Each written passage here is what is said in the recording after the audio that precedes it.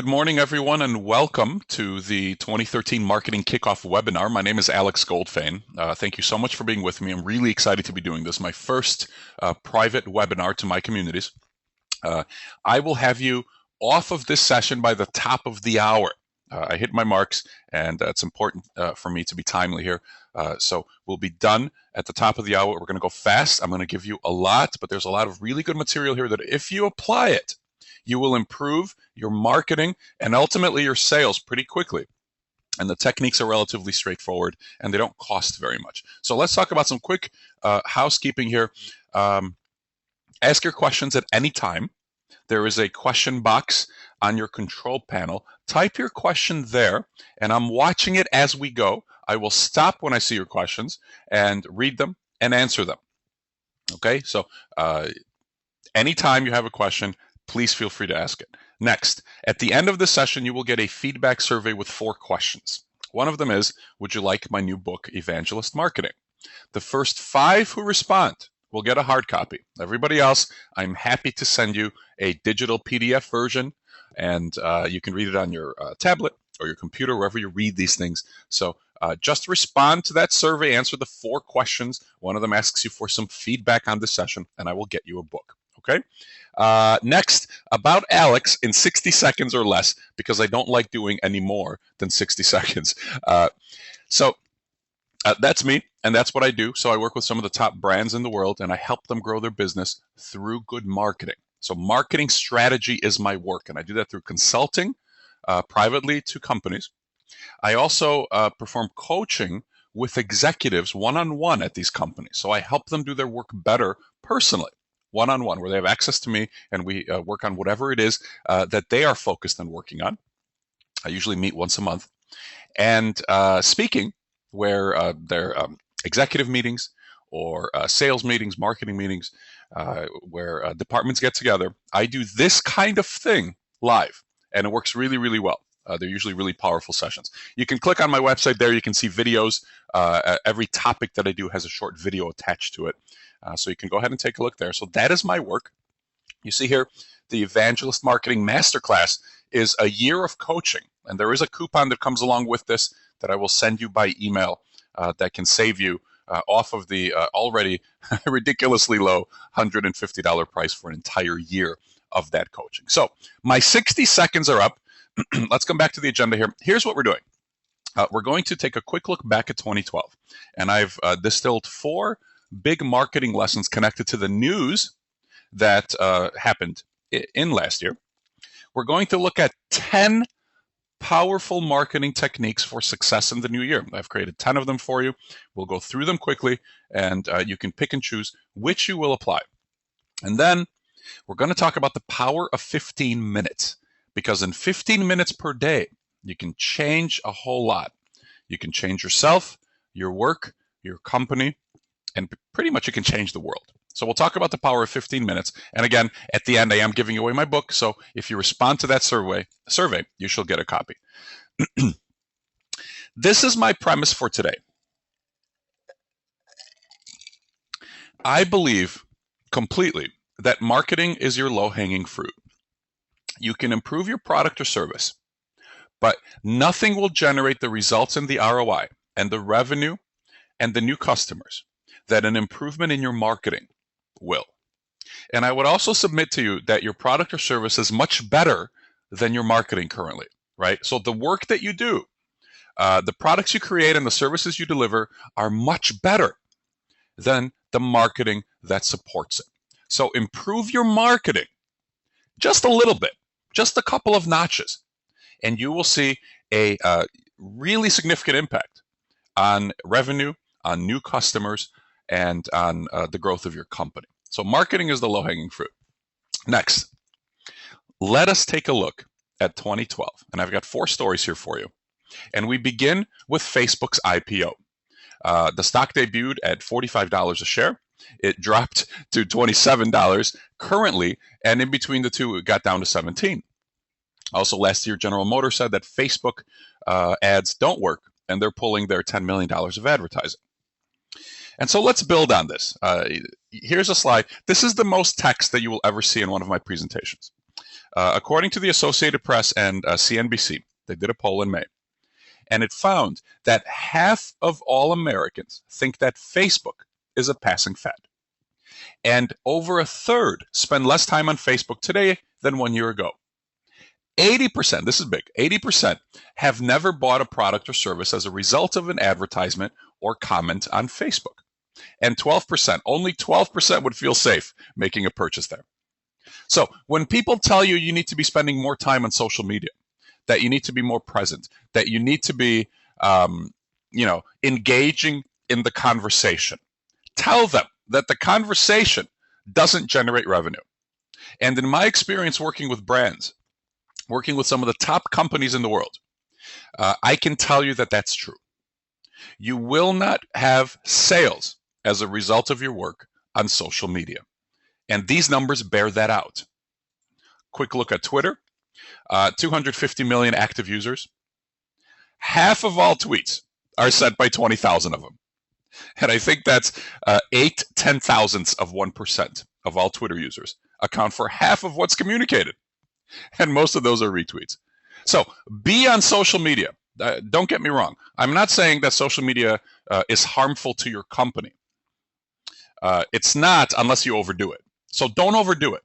Be there, but understand that of the list of the top 10 platforms from which you can communicate, social media is around number 6 or 7 in terms of effectiveness in my experience. So be there, but spend less time thinking about it than you currently are probably, and spend less resources investing in it. All right? That's my take on social media, and I'll take your questions on this in a moment. Story number 2 from last year is that Barnes & Noble, its Nook, was acquired by Microsoft for $300 million. Microsoft took a 17.6% stake. Earlier, in fact, about a year before that, they invested $8.5 billion in Skype. And so what's interesting here is Microsoft's making a lot of acquisitions, and what it's doing is it's distracting them from their strength, from their great strengths in the world. And as they become distracted from their strengths, which I believe is software, it's productivity software, and yes, it's operating systems. As Microsoft distracts itself from its strengths with these acquisitions, its strengths atrophy. It gets worse at doing what it's great at. And the lesson here is identify your greatest strengths and focus on them relentlessly. I mean, just go to work on them to the aggressive exclusion of everything else. And we're going to come back to this. But there's other examples. There's Research in Motion working on its Playbook tablet and neglecting its one great strength, which was the BlackBerry. There's Best Buy trying to compete with Amazon on e-commerce and neglecting its one great strength, which is its stores, which, by the way, look pretty much exactly as they looked 10 years ago. So know what your greatest strengths is or are and work on them relentlessly. That's the lesson from Microsoft's acquisition of the Nook. Next, Apple released an iPhone and replaced Google's Maps tool, which was used and enjoyed by, there were no complaints about Google's Maps. It wasn't broken. And Apple decided it's going to use its own maps. And here is the result. That's what the Statue of Liberty looked like. That's what a road or highway looked like. And the point here is Apple has evangelist customers, right? Apple has these really passionate fans of customers, which I call evangelists. And my entire practice is based around helping you develop evangelists. And so the lesson here is simply that evangelists are forgiving. I mean, there was a huge commotion around this, right? There was a big problem around this with, people just absolutely hammering Apple online, in the news, on forums. But evangelists forgive. Tim Cook, the CEO, came out and apologized. They're improving it. There were even some personnel changes made among their executives. And so evangelists assume you have their best interests at heart. And so my point to you here is work like crazy to develop these evangelists. Take steps and extra steps to develop these evangelists. That's one of the things we learned from Apple's release of iPhone 5, excuse me. And the final point in our look back at 2012 is the political chaos that occurred, the fiscal cliff and the debt ceiling. There was so much discomfort in the world that the companies that provide comfort, the ones that make you feel like you're in control, those are the ones who did really, really well. Amazon provides comfort. Apple provides comfort. And so focus on those good feelings that you can create in your market. And this isn't going to get better, by the way. This chaos is going to continue into this year and probably the year after that. And so act quickly, create comfort and calm, and you're probably operating in an easy crowd to stand out amongst. It's probably really easy to stand out because most people aren't focusing on this. Most people aren't focusing on creating comfort. Most people aren't focusing on emotion. Most people aren't focusing on how to improve your customer and the value that you provide. Most of them are focusing on how they do those things, on their specifications. We're going to dive into that now. But this chaos will not get any better. And so you have a huge opportunity to calm things down for people, for your prospective customers and for your customers. Okay? That's my big lessons from 2012. If you have any questions or comments, please ask them now. Will you be sending out these slides following today's webinar, asks Joanne Ray. Yes, I will. Absolutely. I'll be sending the slides, and I'll be sending the webinar itself, which I'm recording with the audio. Jody Bradle had the same question. Dave Gardner asks if there are any comments on Windows 8. Yes, very quickly, Windows 8, huge unforced error for Microsoft. Windows 8 will force the PC customer to have to decide. This is the Microsoft consumer now. When they buy their next computer, will have to decide whether they should learn a new operating system, whether they buy a Mac, or learn a new operating system, whether they stay with Microsoft Windows. And that's the problem that Microsoft created for itself. People are asking, where's the start button? Where's the menu? What the hell do I click on? That's the problem that Microsoft created for itself. And I can tell you that my clients who build computers based on Microsoft's operating system, the vast majority feel the same way. This was an unnecessary move, and frankly, a move that probably reeks somewhat of desperation by Microsoft. Okay? Questions, comments, arguments, disagreements. I welcome disagreements because it means I'm making you think. Please write them down in the question box here, and we roll.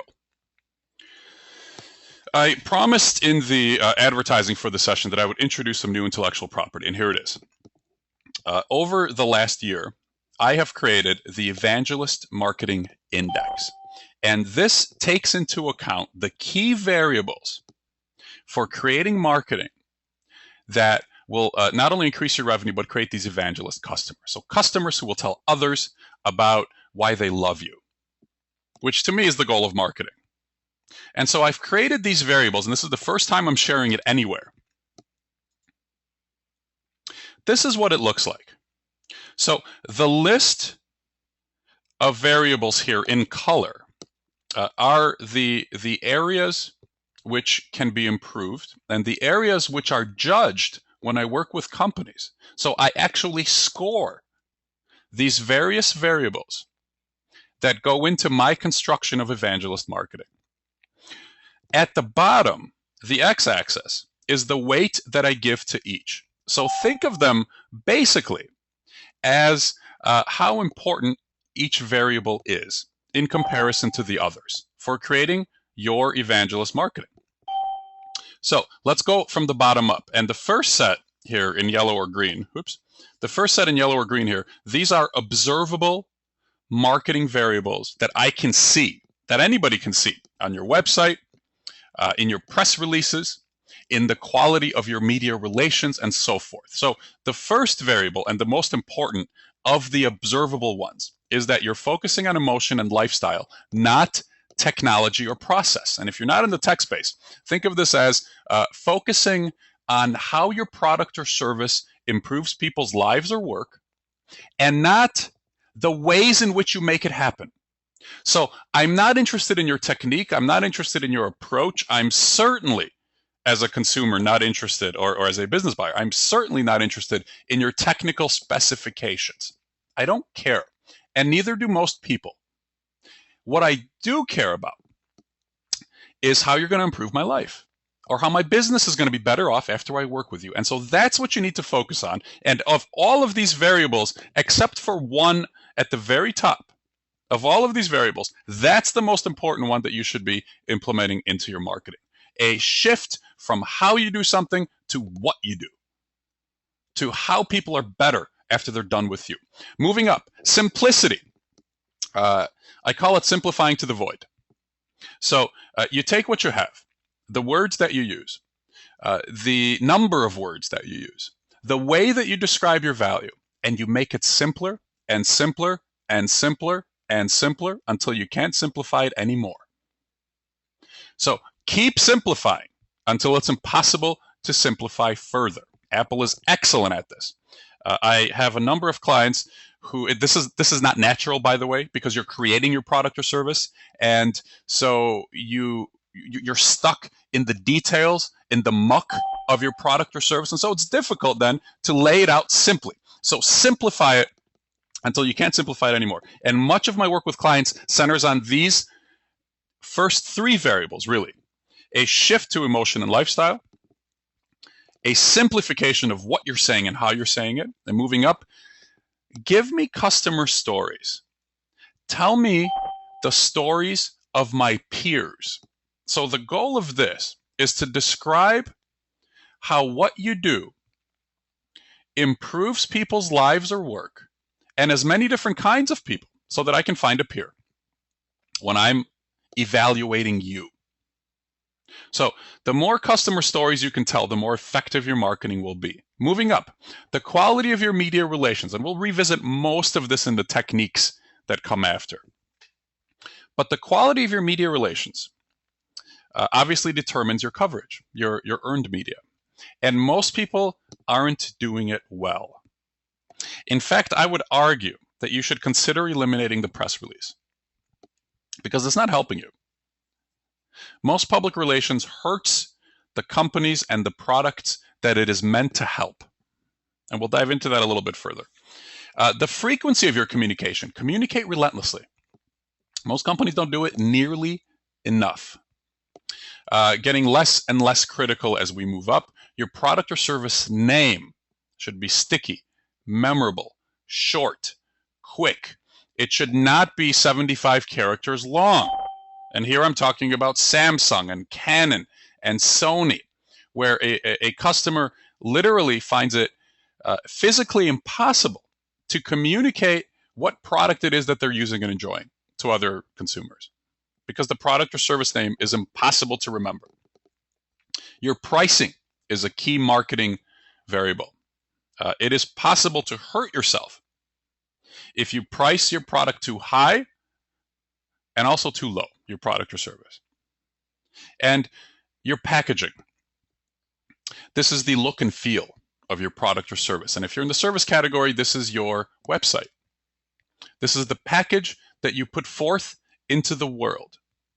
So those are your observable marketing variables. Moving up to the next section is the market's reaction to those observable marketing variables.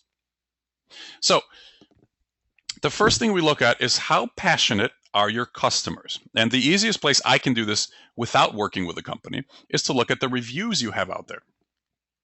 We can find reviews in any one of countless of websites. And the more emotional and the more passionate your reviews, the better you are doing all of those variables in yellow. And then again, your earned media above that. So how is the media covering you? Are they covering you? And to what effect? how does it affect your sales and your marketing? So the blue is the result of everything in yellow and green. And the very most important thing that you have direct control over, I think that's red up there. I'm colorblind, so I'm going to guess that it's red, even though I created this model. The very most important thing that you can do is to use and leverage your customers' language and emotions in your marketing. That is the biggest and most important and most valuable variable and action that you can take to improve your marketing. Use your customers' language and their emotions in your marketing. And you can see all of these add up to 100, by the way. So these all add up to 100%. And so you can see the variable that I weigh most when I do this diagnostic with clients is whether or not they are utilizing their customers' language and emotions in their marketing. I'll pause here for questions. Hands, please let me know if you would like to ask something, if you would like to comment on something, and we will get that here. All right. Mike Maddock is asking, we'll skip over Mike's question. Josh Lowry says that he agrees on social. And what are my thoughts on inbound marketing in general? So in regards to inbound marketing, depending on what business you're in, I think that the best marketing that you can implement here for yourself, no matter who you are, is to provide value to your market and to your prospective customers. And how you provide that value almost doesn't matter. You just want to provide as much of it as possible. And so here are some examples of providing value. Here are some examples of providing value. Electronically, by email, you would share a customer's story of success in working with you. You would create a video that gives details on how to leverage or use your product or service. You would create a wide range of testimonials from happy customers. As much value as you can provide that is based on the experiences of customers so that the prospective customer can find a peer in that group. A peer, 2 words. That's the goal. Mike Maddock, communicate relentlessly to who and how, Alex. Social media is a communication channel. If not there, where? Great question. Here is a list of platforms more effective than social media. Number 1, your website, your own website. Number 2, your own list of customers and prospective customers. It's how all of you got here to this webinar. So there's 140 of you on the line right now. My little toolbox here tells me. And that is how I got you here. That is how you learned about what I'm doing. So your own list, your website. Number 3, your own community is far more valuable than the community you create on social media. So the allowance of interaction between customers and prospective customers that you create so that people can connect with each other by dint of knowing you is far more valuable than social media. Earned media is more helpful than social media. I know Mike Maddock, he's a friend and a colleague who asks this question. The question is, which platforms are more effective than social media? Mike writes a column for Forbes, which you should read. It's very insightful. Mike, that is more effective than social media. So I think I just gave you 5 examples. And if the list is 10, I would put social media approximately after those 5. So it's in the lower half, somewhere in the middle. That's where I would put social media. Jim Biello says, I don't see how these add up to 100%. So if you take the weight of each, across the x-axis, they should add up to 100% unless I made a mistake. But that was the goal anyway. And Rick Stevens asks, how do you determine a customer's emotions into viable statements or useful terms? Glad you asked. Awesome transition. We're going to move with that now, Stephen. I'm going to try to answer your question here. Thank you for all of your questions. Please keep them coming. So here's the model that we just went through. And there's two things that affect each one of those variables: customer insights and your internal mindset. So the information that you gather from your customers, and when I say customers, I mean actually people that you're working with that have paid you, people who have bought your product or service, but also prospective customers, and also customers of the competition. You want insights from all of those people qualitatively. This is the centerpiece of nearly every project that I do. And I'm going to give you an example right now. I worked with and continue to work with a terrific manufacturer of technology, which people think about extremely emotionally. So the customers that use this product and service, it's a combination, are utterly and absolutely thrilled with it. I mean, just blown away. They feel like it changes their lives. The problem is, my client knew this, but what they were communicating had nothing to do with that. They were communicating how their product and service worked, its specifications, how to use it, its statistics, its science, but that is not what's going to sell that product. The elements that are going to sell that product are the deep emotional connection and communication that its customers have about it. And so we went about the process of gathering those insights. We actually talked to customers. And we gathered their emotions and their feelings and their thoughts. And so what happened is they had a huge shift. And you see this arrow going across the top to the internal mindset here. So what happens is the folks inside the company that are shaping the marketing were actually thinking far less positively and emotionally about themselves than their customers thought of them. And so we had a big mindset shift internally. Things got a lot more positive. Again, the people inside your company are stuck in the muck of details every day. And it's hard for them to think and see the emotion. It's hard to do because that's not their work. Their work is in the details.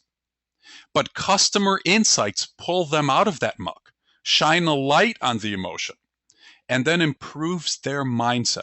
In fact, you cannot create good marketing without the right mindset. It's impossible. So if you're thinking in a way that's down about your product or service, it's impossible for you to create positive marketing. You can't do it. Physically impossible. You might try to do it, but it won't work well. And so customer insights, actually gathering what people think of you, really digging into it, changes your mindset so that it's closer to theirs. And so customer insights, and in turn, the mindset of the people who work at your company affect every one of these variables. That is how you improve your marketing. Rick, I hope I answered your question.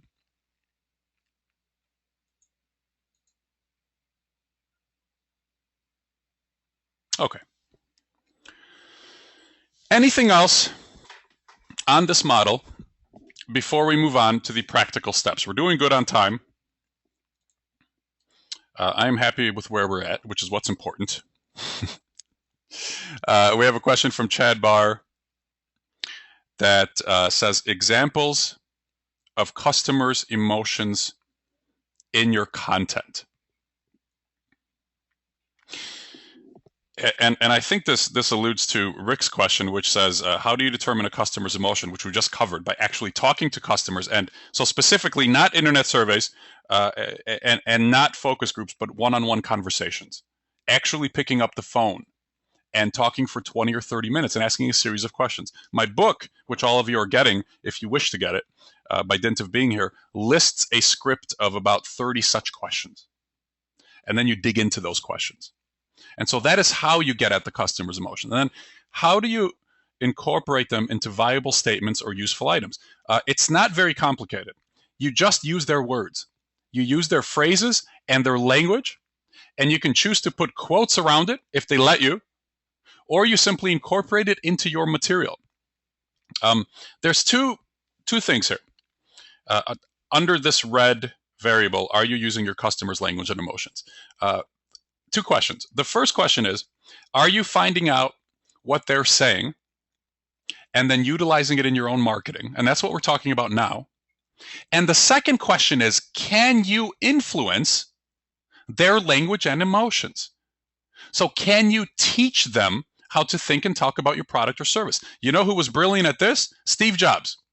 I didn't put it here because I feel like I've used it too much to make my points. But there are videos out there of Steve Jobs introducing products at his keynotes, and they boil them down to like 3 minutes of emotional words.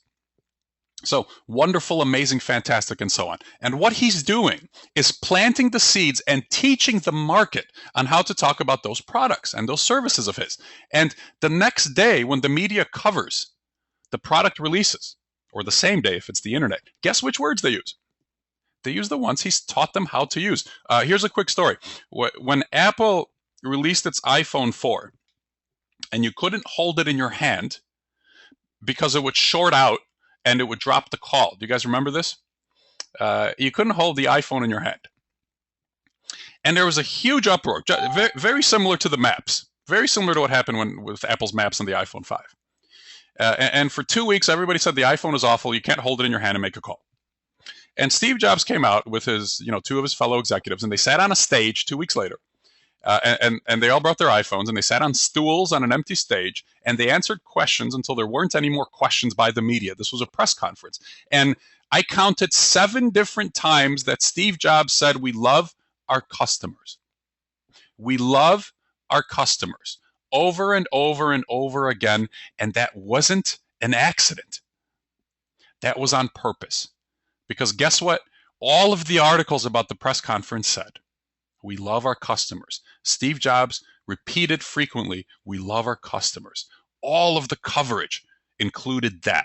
And so the second question under this red variable is, how are you influencing what your customers say and feel about you? That is within your control. All right. I'm going to check for other questions and then move on. Bart Sale, with a fabulous statement here. One of my principles in my work is you cannot outperform your own mindset. Amen to that. You cannot outperform your own mindset. Terrific insight. Thank you, Bart. All right. If there's nothing else, we've got plenty of time, so feel free to ask. But I've got a good bit more here for you. I'm going to dive into it here. 10 simple techniques to dramatically improve your marketing, grow your business, and increase revenue. So what's better than this, right? What else would you be doing that's more powerful than this right now? Ask your questions on any of these, and I will do my best to stop and answer your questions, okay? Feel free to participate here.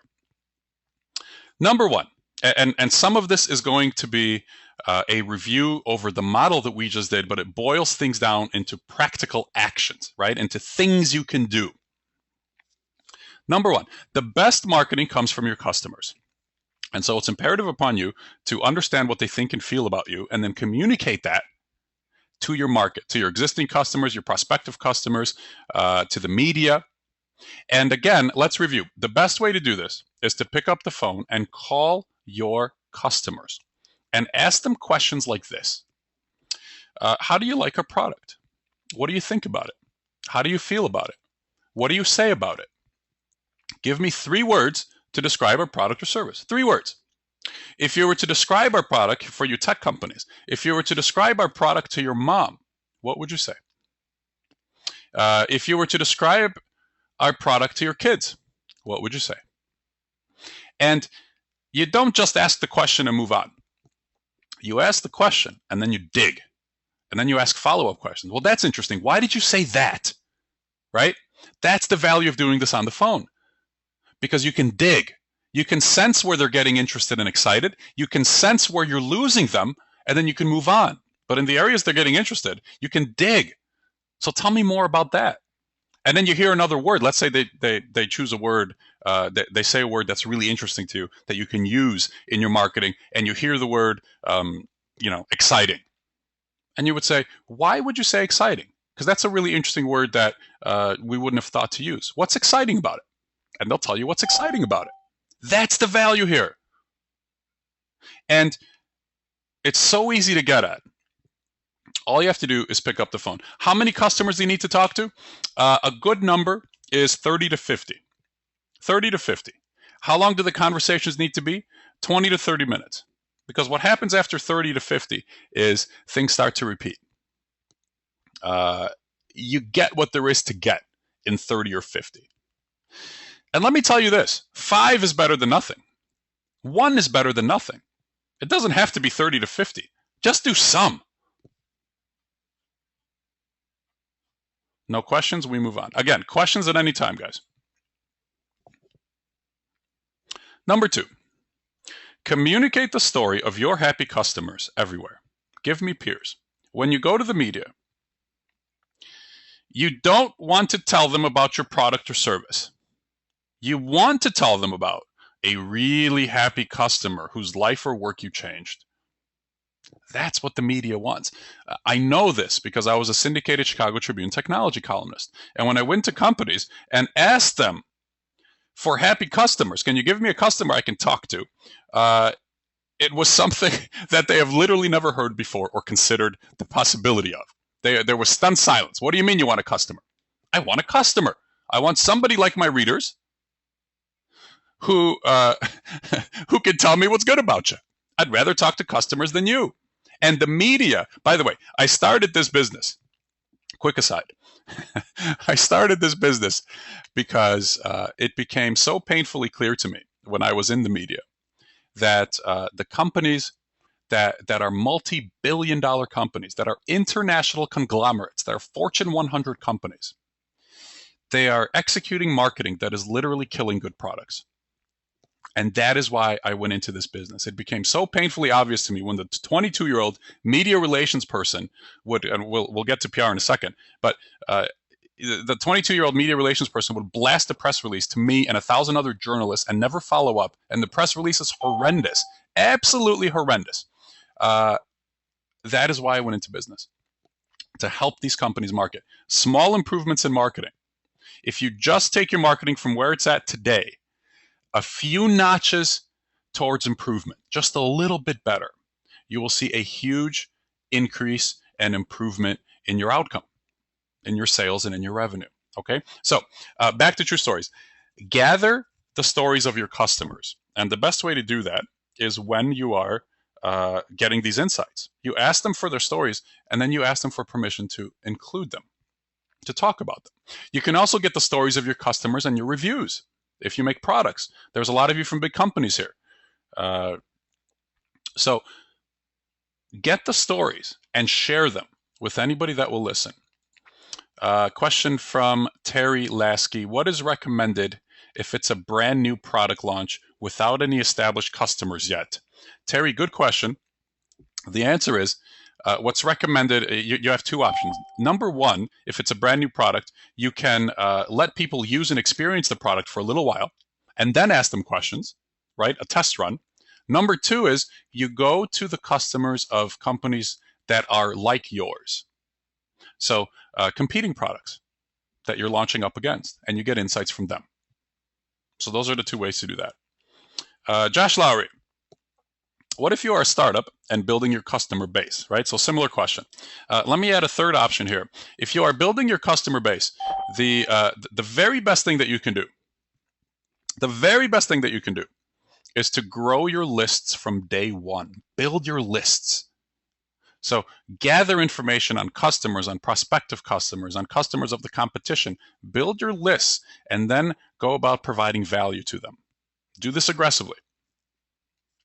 All right. Question from Diego Vitali. What if my customers don't want to share their stories? You move on to the next customer. Say, thank you very much for your time. Here's how to phrase it, by the way. I've been doing this for years. And I have done this for Fortune 100 companies as well as startups who nobody has ever heard of. The way to phrase it is this. Thank you so much for being our customer. We really appreciate your support. We're trying to get better. We're trying to improve what we say, and we're trying to communicate the value of what we're doing. And we want to ask for your help. Will you help us? In my career of doing this work, which is coming up on 12 years now, total, I can probably count the number of no's on 2 hands. Quite seriously, I can count the number of no's on 2 hands. That's first of all. Second of all, because who would say no to that, right? You're honestly asking somebody for help and for 15 minutes. And by the way, you're offering them something of value for helping you, right? You're not just asking them to do it for free. You're offering them something of value. So you're going to send them something for their trouble. You're going to offer them something for their help. Whether it's a discount or a free product or an offer, you figure it out. But you help people. All right? I had a number 1 and a number 2, which I lost. So I'll move on. Number 3, think big. Back to mindset. You've got to think big. If you want to market well, you've got to think big, think aggressively, think colorfully, get out of the detail and get into the value. You must think big. Mindset shapes marketing. Marketing shapes your success. And so you've got to think big. As Bart Sales said earlier, you cannot outperform your mindset. So think big and do what you need to do to think big. If you've got to remove yourself from the details for half an hour a day, we're going to get to 15 minutes in a second, but if you've got to get out of the muck and write and think, do it. Because your success depends on it. Think big. Number 4, I'm going to pick up the pace a little bit because I want to make sure I give you everything. And you will be getting a recording after this. Number 4, simplify everything. Simplify your message, and then simplify everything else. So simplify your website, simplify your product, simplify your package, simplify your instructions. Simplify everything. Simplify your press communications, which is coming up shortly. But take everything you do and make it simpler, and then make it simpler again. Number 5, the first 80% of your message should focus on value. Lifestyle improvement, business improvement, how people are better after they're done working with you. The last 20% should cover how. It should cover your process, your technology, your specs, your steps, your approach, your system, your methodology, whatever. Give that to people, but only after you're done telling them about the value. 80-20. Still going to try to make room for questions, guys, so feel free to ask. Number 6, communicate relentlessly. Here's the thing. If you stop talking to your market, somebody else will take your place in about 3 seconds. That's the bottom line. Somebody will take your space immediately. It's like water in a glass. If you remove water, it'll change. You remove a liquid, it'll change and fill that space. It'll take the shape of its container in 3 seconds or less, right? So communicate, gain a share of that attention that you have with customers and your market, and then keep it. You've got to keep it. You've got to keep doing the things that made you successful to maintain your position of success, because gravity pushes us backwards. If you stop doing what made you successful, gravity will push you backwards. I give you TiVo as an example. I give you Palm as an example. I give you Research in Motion as an example with the BlackBerry. If you stop doing what made you successful, you will almost immediately start becoming less successful. So you've got to keep doing the good work that got you where you're at to maintain that position. Number 7, public relations. Relations in all caps. You really should consider eliminating the press release altogether because it's not useful. It's blasted. It's impersonal. They're bad. They're just bad. The headline isn't good. The material inside isn't good. The journalist doesn't know what you're talking about. So consider eliminating it and instead build relationships with the media. Oops. Build relationships with the press. Here's how it works really quickly. Identify 5 key media people. This should be done by your executives if you're a large company listening right now. And there's a number of you on the phone. This should be done by executives, not by PR people. Identify 5 key media members that you want to build a relationship with and set about doing it. Provide them value. Email them your opinion on things that they might be working on. Connect current news to what your company does, like I did at the beginning of this webinar, as we reviewed the big news of 2012. And help journalists, help them. When you need something from them, when you do pitch them with a story, they will literally bend over backwards to help you, because there are so few people that do this. This is such an easy crowd to stand out amongst that it's utterly ridiculous how easy this is.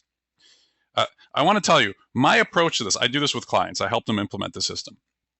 My approach outperforms their traditional PR effort every single time.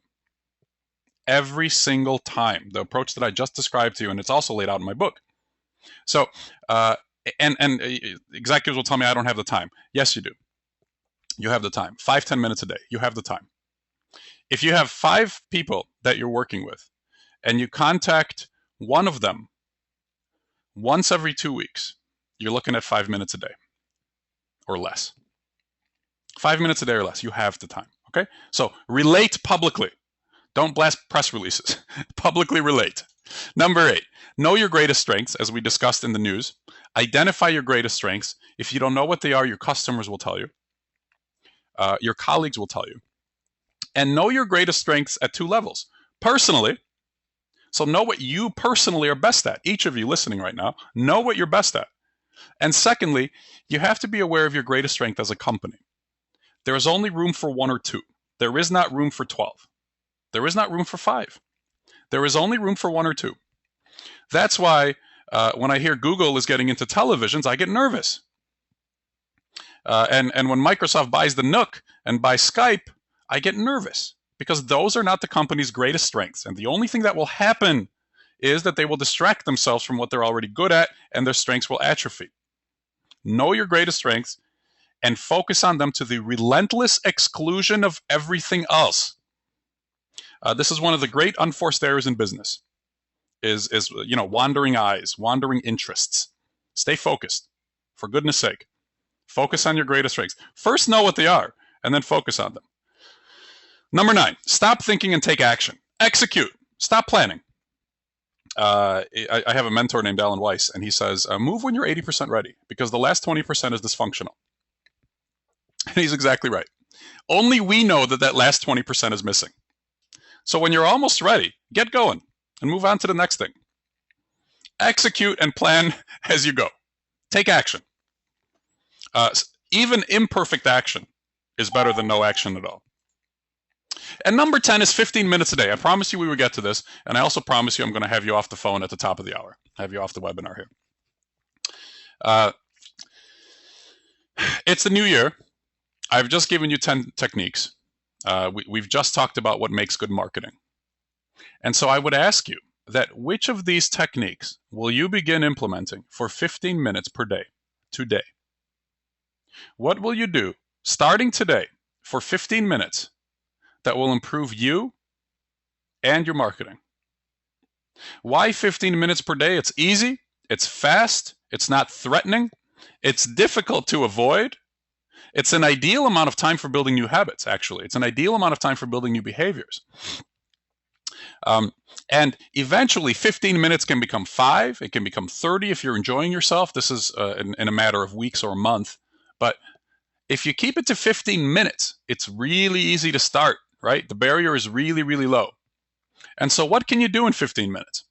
You can call a customer. You can gather customer emotions or feelings or a personal story. You can call a media member to build a relationship. You can simplify one page of your website, just one.